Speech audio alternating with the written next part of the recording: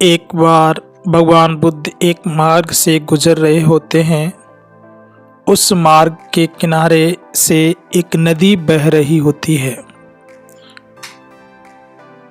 भगवान बुद्ध देखते हैं कि एक व्यक्ति नदी में बार बार डुबकी लगा रहा है और ठंड से कांप रहा है। भगवान यह देखकर बहुत आश्चर्यचकित होते हैं। वह व्यक्ति बार बार नदी में डुबकी लगा रहा होता है और कुछ जाप कर रहा होता है। भगवान उस व्यक्ति की ओर मुड़ते हैं और वह व्यक्ति डुबकी लगाकर नदी से बाहर आ रहा होता है। जैसे ही वह व्यक्ति नदी के बाहर आता है, उसका पैर एक मेढक पर पड़ जाता है और वह व्यक्ति कहता है, हे भगवान, यह तो मेढक पर पैर पड़ गया लगता है। अब मुझे दोबारा 108 बार डुबकी लगानी पड़ेगी।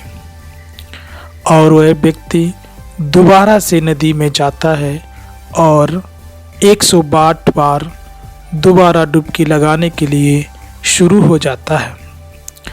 भगवान यह सब देखकर मुस्कुराते हैं और उससे कहते हैं, हे उपासक, रुको, तुम यह क्या कर रहे हो?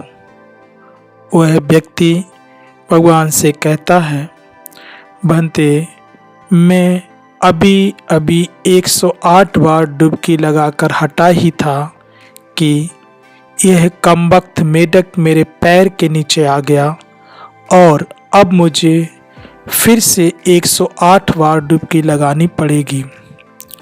फिर भगवान उससे कहते हैं, तुम 108 बार डुबकी लगा लेना, पर उससे पहले क्या तुम मेरी एक बात सुन सकते हो? वह व्यक्ति कहता है, कहिए बंते, मैं आपकी बात अवश्य सुनूंगा। तब वह व्यक्ति नदी से बाहर आता है और कांपता रहता है। भगवान अपना एक वस्त्र उसको देते हैं और उड़ा देते हैं। भगवान कहते हैं, तुम ये क्या कर रहे हो? वह कहता है कि मैं एक तप कर रहा हूँ और ये मेढक है कि मुझे तप पूरा करने ही नहीं देता। भगवान कहते हैं कि यदि तुम्हें लगता है कि 108 बार डुबकी लगाने से तुम्हारा तप पूरा हो ही जाएगा और तुमने 108 बार डुबकी लगा ही ली थी, तो तुम दोबारा डुबकी लगाने क्यों गए? वह व्यक्ति कहता है कि मैंने 108 बार डुबकी तो लगा ली थी, परंतु यह मेढक मेरे पैर के नीचे आ गया और मैं फिर से अशुद्ध हो गया। तब भगवान कहते हैं कि क्या तुम बता सकते हो कि इस मेढक का घर कहाँ है, अर्थात यह मेढक कहाँ रहता है?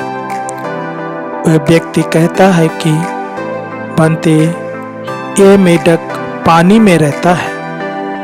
तब भगवान हंसते हैं और कहते हैं, जब तुम 108 बार डुबकी लगाकर अपना तप कर सकते हो, तो यह मेढक तो हर समय पानी में ही रहता है, तो इसने अपने कितने तप पूरे कर लिए होंगे। जब तुम मानते हो कि इस पानी में स्नान करने से तुम पवित्र हो जाते हो, तो यह मेढक तो हर समय पानी में ही रहता है, तो यह मेढक कितना पवित्र होगा। और तुम कहते हो कि इसका स्पर्श तुम्हें अपवित्र करता है, ये कैसे हो सकता है?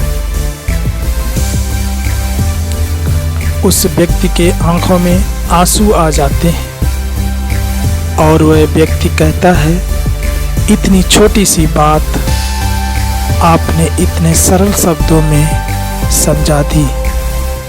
आप कोई मनुष्य नहीं, अपितु कोई देव है। मैं अब तक भूल में ही जी रहा था आपने मेरी आंखें खोल दी।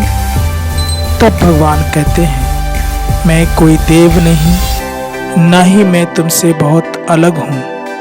तुम में और मुझ में बस छोटा सा अंतर है, और वह अंतर ये है कि तुम सोए हुए हो और मैं जाग चुका हूँ।